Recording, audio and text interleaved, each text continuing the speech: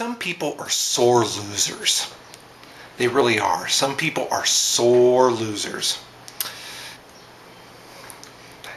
Now, we've all met sore losers, right?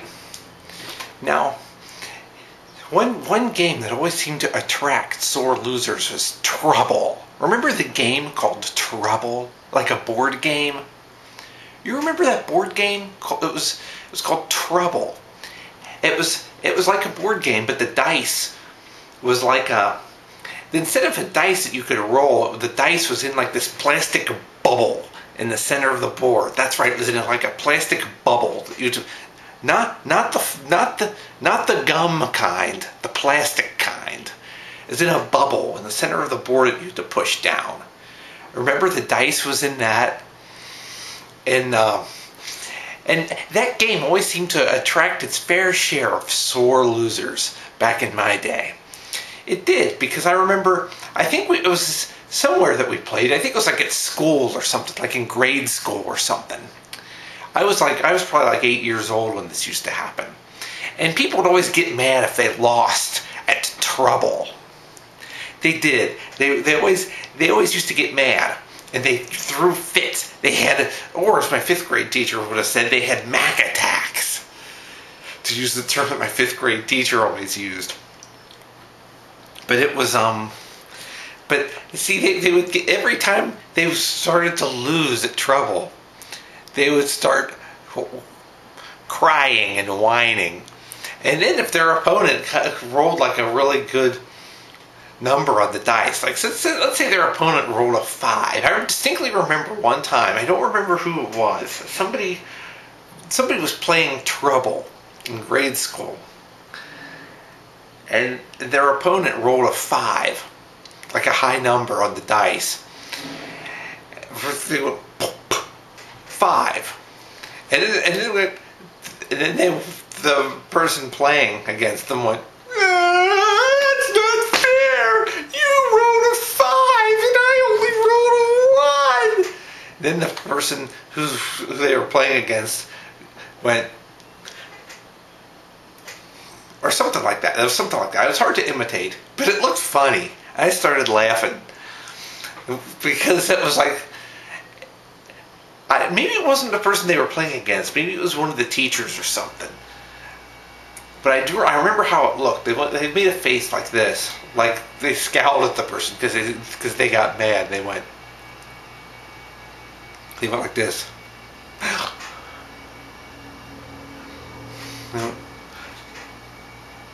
Like that. No. Stop that. And it's almost, and it got to be where the high numbers became one with the scowling.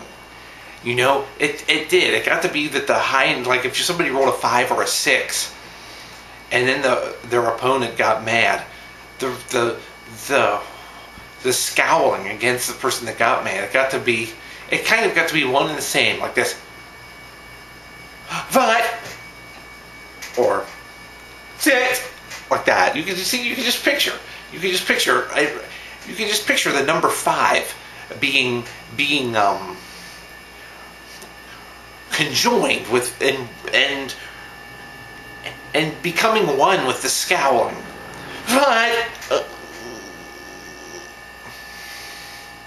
But see, that's how it looked. Like the moment that your brain detected that it was a 5, you know, it was the whining and then the scowling would all roll into one. But like that. See? And these board games. You've always, when you were growing up, you always met people who would quit board games early because they were losing. You know that? You always remember kids that would do that. So it's just in the moment when they started to lose, they say, "I quit." Have you ever met kids that did that? So sometimes they were kids in the neighborhood or kids in school, or maybe like you had like siblings or cousins or something who did that. But but a lot of times it was kids at school or kids in the neighborhood. And then whenever they'd lose, when they started to lose, they would quit in the middle of it.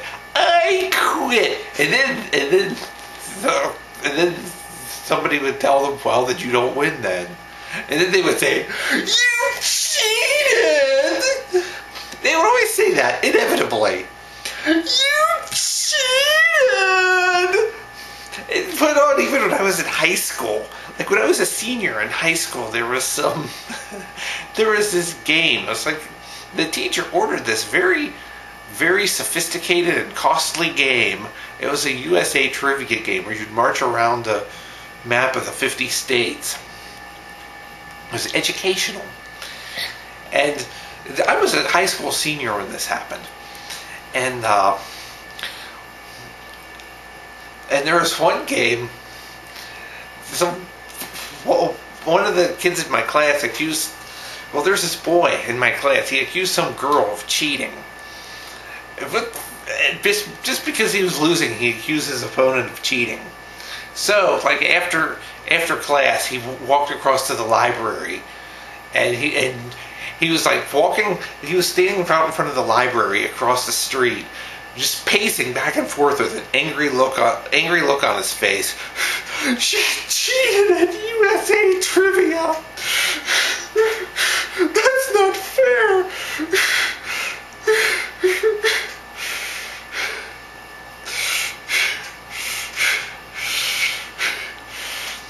And they did the same thing with Monopoly. And eventually the teacher took all the board games out of the classroom because people kept complaining. People were such sore losers about losing every time they lost. That sounds something like that. That wasn't Brossard, but it does sound like something that would happen at Brossard, doesn't it? I mean, that's more of a Brossard type of thing. Since, Brossard, they tend to be all Republican and stuff. So, being sore losers just sort of comes naturally to them. But since that's really what the Republicans are. Every time they lose an election, they always say, "You cheated! You cheater! You cheater! You cheated! You cheater!" They always say that. That's what they always say. Anybody who's not a Republican can never win an election legitimately. It's always because we cheated. But so yeah, that's how people act sometimes. But I mean, the game of trouble, I still remember that. I wish I could remember all the details. But it was so funny. You hit the way the whining first. Now here's how it worked. A person rolled a 5 or a 6. Usually, though, it always seemed to happen with a 5. Because I think if it was a 6, their opponent would probably just grab the game board and throw it across the room or something. So I think it had to have been a 5. They would roll a 5, and then their opponent would go. But then the person rolling the 5, to counter this whining, they would go. So see, it just eventually it just became all 3 of these steps would just be rolled into one because it got so common. They would just go. It would be like,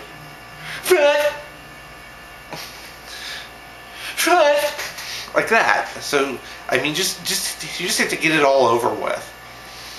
So see, that's what happened when somebody rolled a 5 in trouble, and their opponent didn't like it. See, so.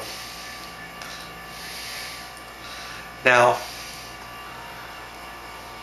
in Monopoly in high school, like junior and senior year, people would always chew up pieces of food and then spit them out on the money.